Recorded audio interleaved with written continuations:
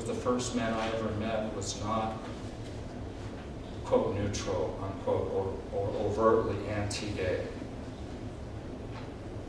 He was gay affirmative, and his philosophy was humanistic. He was a humanistic psychologist personally.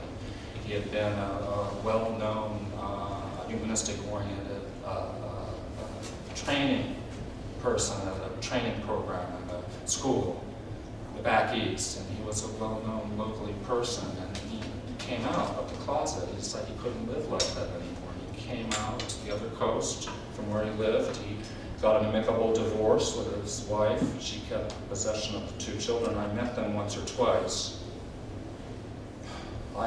Meanwhile, I couldn't be in the closet, you see. I had to accept myself. So I come out and I joined a gay organizing group, which happened to be the gay group that was in town. I was an undergraduate at UC Berkeley, and I joined the Gay Men's Collective of the Berkeley Free Clinic.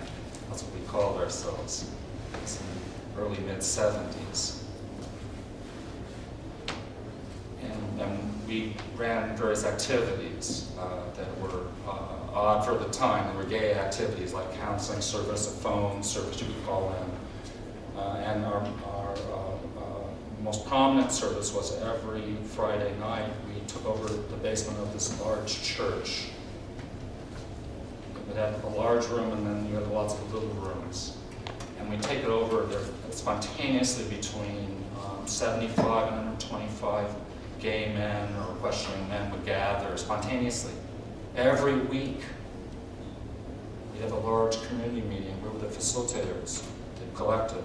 We'd have a large community meeting, and would break down into smaller groups where other questions or more particular questions, people had questions about how to be gay at work, how to be gay with their family, how to be gay versus be phony, period.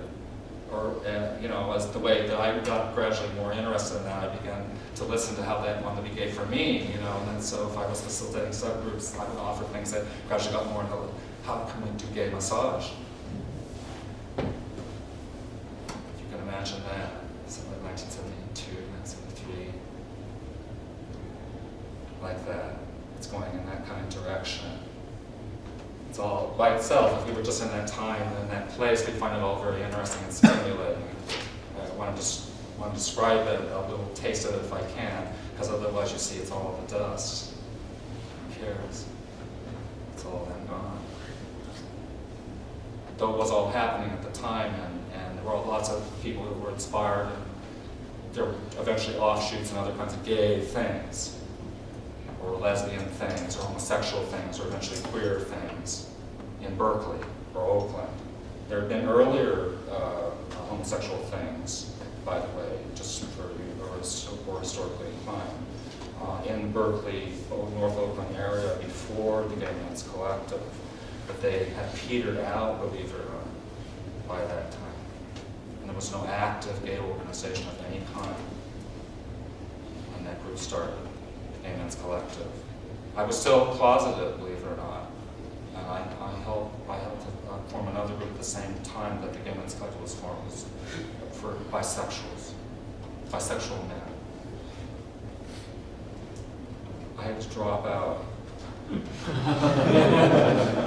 I remember after attending several meetings. It's a self-hypocrisy. I wouldn't let myself get away with it.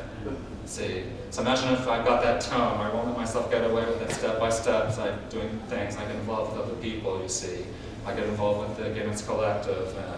We have meetings where we process our stuff. So we invite Don Clark. He's come out to the coast to start a gay practice. He's sent the message up. He's available. So that's how I met him. He comes to one of our meetings to answer questions about how to deal with folks. And lots of things have happened. We set up events or on the phone or whatever we were doing. It's good to have some feedback from input from someone of his professional class who was supportive.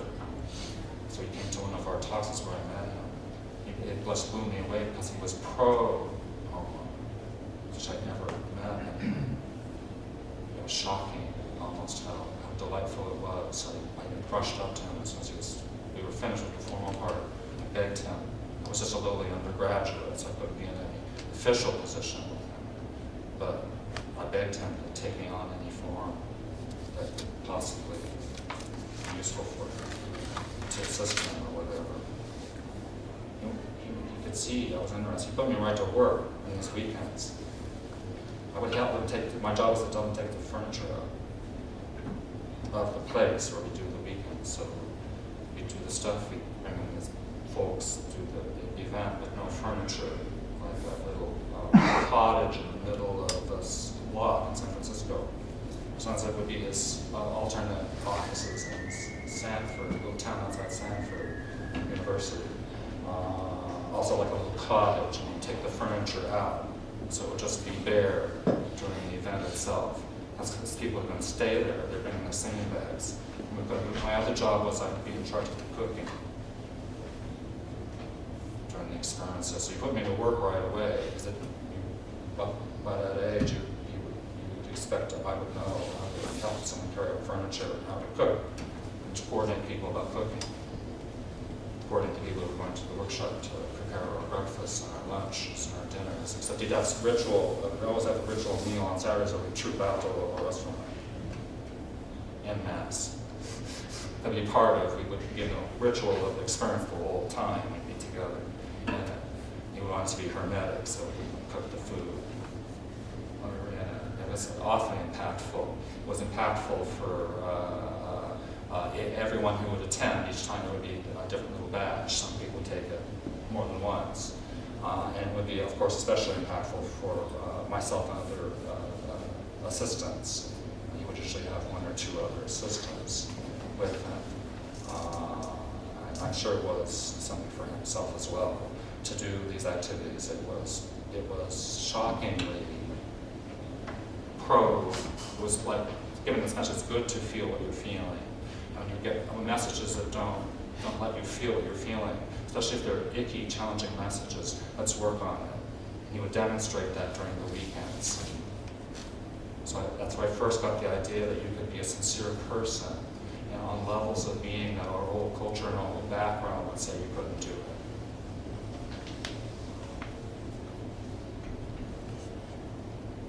So I wanted to get into that. I wanted to practice that. I loved that. I love assisting for this reason. I thought that would be then the kind of career I would have, the kind of life I would have, the kind of gay person I would become. Something that was like the kind of level he was modeling with this.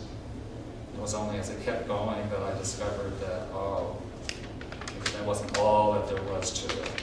There was something more in addition. Something a little more thorough than that, even. And that's what led to this book, Visionary Love,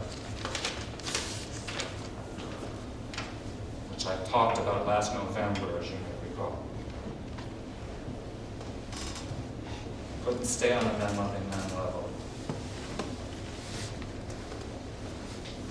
It pulled me deeper and to a more thorough place. So when I was sharing that last November, I thought that it would be valuable to get into more of the particulars of it. That even though we had spent some time talking about this book in relation to what had come before and other radical books of its time, like Arthur Evans' book, for example, Witchcraft and the Gay Counterculture, which is an all-white paperback book, if you've seen it, at the time, 1977, this is 1980. So it's a little bit separate, but he lived a block away from me. He's an extrovert, so his stories kind of homosexuals as extrovert figures, living in an extrovert world. It's not that this version is not including an extrovert angle, but it's interested much more so in another angle.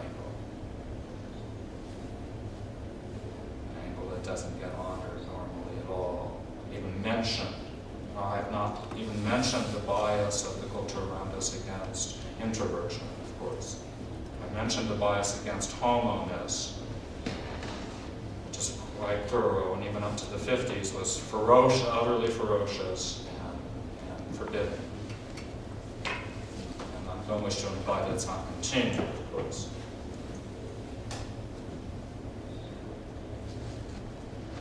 But there's others as well that keep everyone in line and keep everything working the way it works and power flowing the way power flows. And one of those is a bias against being introverted. That's not allowed also. If people could be truly connected with their insides more authentically than not, this system wouldn't be able to work the way it works. I would suggest that it works the way that it works because people are kept supported in not connecting with their insides in other than the most controlled ways. And if it's not controlled by outer forces and factors directly, it's the internalization of those factors and forces. So if we were an extrovert, we might become what's called a postmodernist or a constructivist about this matter. That unjust forces have constructed the situation, and the more subtle that we're experiencing, the more subtle of whatever it is, and the more subtle of them that would appreciate, yeah, this is what's going on inside, what we might call inside as well as outside. It's artificial to merely call it outside versus an inside. It's also an inside. Well, what about if really focusing on the inside? It's not enough to say, yeah, we also have an inside, so we can read about, oh, there's the panopticon idea. The inside of us is an inner judge, an inner assessor that only allows the acceptable, basically, and punishes us inside when we don't do what's appropriate or acceptable, and so on and so forth. That's the way unjust power works. They might define it sociologically, for example, or historically, which would be extrovert forms of defining it. But we also can define it then introvertedly as the moment of feeling, oh, I'm so ashamed of my authenticness.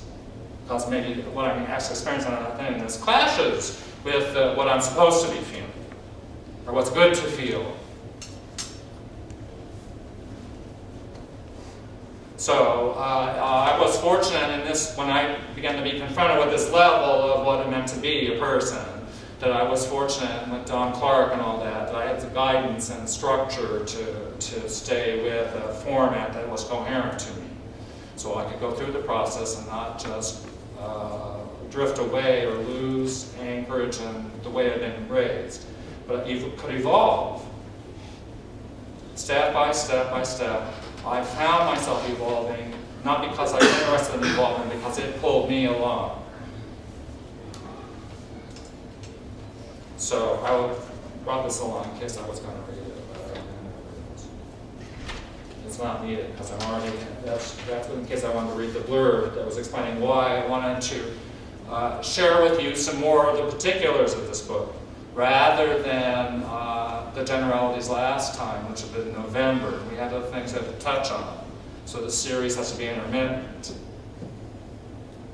This is then part 3 in the sense of I'm kind of returning to the subject of part 2, which is this book, but I'm going to share with you more of the particulars inside the book and its development. In particular, the middle, it's made of 3 essays. The middle essay, Becoming Gay-Centeredness, in 1977. That's what now? 35 years ago. As I say, soon enough it will all be dust, except for the literal words, which will go on forever. But otherwise, it's nothing but what it was before it ever occurred and what it is afterwards, which is in terms of addressing what happened in between before and after, nothing. Because it'd been as if nothing had happened except the littleness of the words. So that's why the old fogey me is up here to talk about this, and we got the tape running, and you're all here or whatever, having whatever experience. I hope that it's stimulating enough that please try and, like Roger was suggesting, stay with how you're feeling and stuff like that. And I hope that I won't yak for a whole time. And that we'll also have time to have interactions here, because I'm really interested in the whole club notion, that's bringing it into the moment, the experience of being and being gay and not being gay, and how you're all feeling about that as well as myself, whoever's presenting.